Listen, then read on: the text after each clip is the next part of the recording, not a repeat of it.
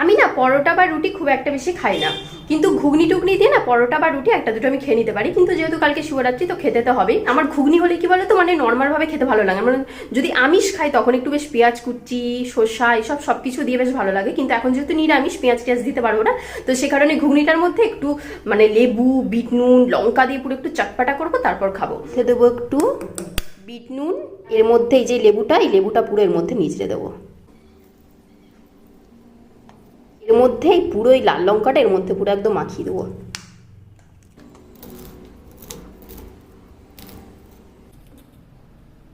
এবার এর মধ্যে আমি ঘুগনিটা দিয়ে দেবো।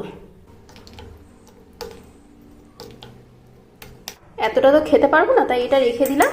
এইটা এখন আমি খাবো।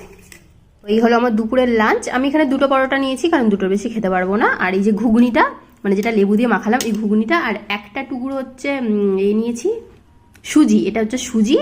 আর এই মিষ্টিটা আমাকে এরকম 5টা মিষ্টি কালকে বর এনে দিয়েছিল, আমি 3টে রাতে খেয়ে নিয়েছি। আর এই দুটো রেখেছিলাম আজকে দুপুরের জন্য। এই দুটো মিষ্টি, তার সাথে ঘুগনি, আর হচ্ছে সুজি, আর দুটো পরোটা, ব্যাস। আর কি।